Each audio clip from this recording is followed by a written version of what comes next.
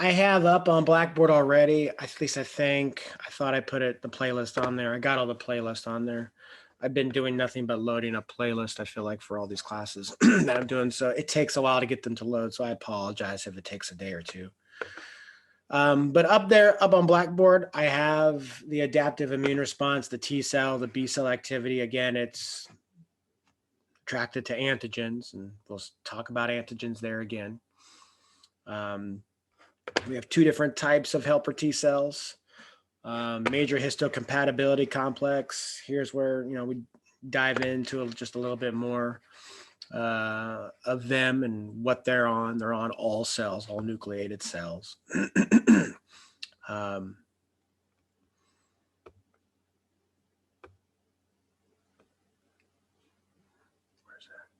it is.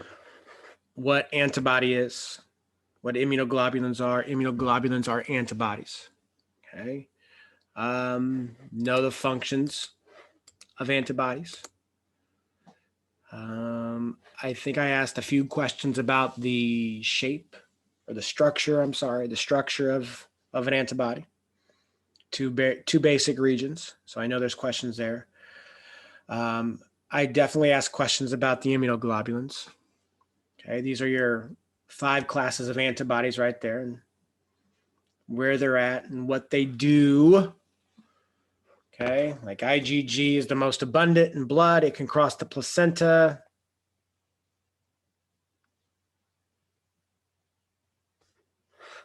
IgA is the one found in breast milk. So as long as you have a connection to mom in the form of a placental connection or being breastfed, you get immunity.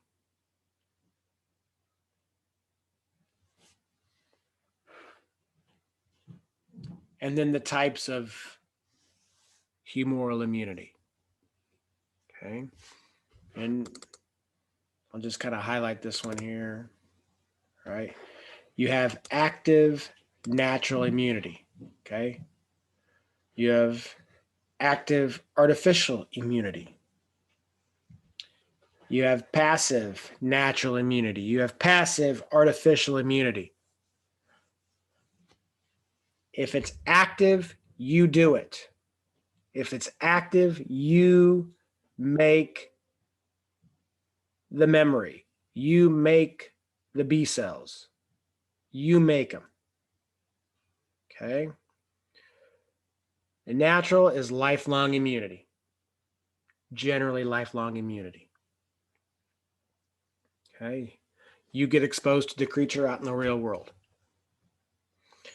Artificially acquired active immunity is vaccinations. You get exposed to it, but it's attenuated. Okay? It's been altered. It's not as virulent. It's not as strong. Depending upon when you get exposed to that vaccine, depends on how many boosters you need. If you get vaccinated, day 1, you're going to need a hell of a lot more boosters than somebody who waits a year. And I can't remember off the top of my head. Vaccinations are a lot different when my kids went through it to now. So they make different shots, and different shots have different things in it, and various different ones need a series of various different boosters. We waited for our oldest, we waited about a year until we started vaccinating him. And just by waiting a little bit, he had like 4 or 5 less booster shots. But he wasn't in daycare. He wasn't in a daycare facility, I guess I should say. And for some of those things, he wasn't going to go play in blood that wasn't his own, or he wasn't going to go play in fecal matter that was his own. So we didn't feel it was necessary to do those day 1. We eventually did some of those, most of those. So, but we felt like it gave his body a chance to be stressed a little bit, and mount the immune response on his own prior to getting the vaccinations.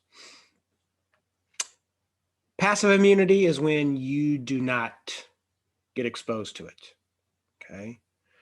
Passive immunity is you being connected to mom's placenta, you drinking mom's breast milk. All right. Mom has been exposed, made the antibodies, and is giving them to you freely. You don't know how to make it, though. You weren't given the directions on how to make it. So that would be a natural form of passive immunity. Artificial is pooled antibodies. Okay. That is generally for stuff that there may not necessarily be a vaccine for, or a readily available vaccine for a region. I think, this book says snake venom. Yeah. Okay. So if someone has been exposed to it, that snake venom, and survived, they have antibodies for it. So we'll just go harvest his blood and give them the immune components from it. Okay. That's what that is. I think it's also been done for hepatitis, some different forms of hepatitis in the past. Outbreaks in regions where there's not readily available medical treatment and whatnot. So, but again, you've been given it, and you have to keep receiving it from the other person, because it only lasts around 3 to 5 days, and then after those 3 to 5 days, it ceases to exist. So you have to constantly be fed those antibodies. So I know I asked some questions about that. Here you can kind of see the exposure. You can see a second exposure is a hell of a lot faster in its ability to mount an immune response compared to seeing it for the first time. You can see antibodies can take upwards of 2 weeks, 20 days before you can see some significant improvement. It's funny, if you wait 2 weeks, generally a lot of bacterial infections run their course. And that's just because it takes about 2 weeks for you to really start mounting an immune response.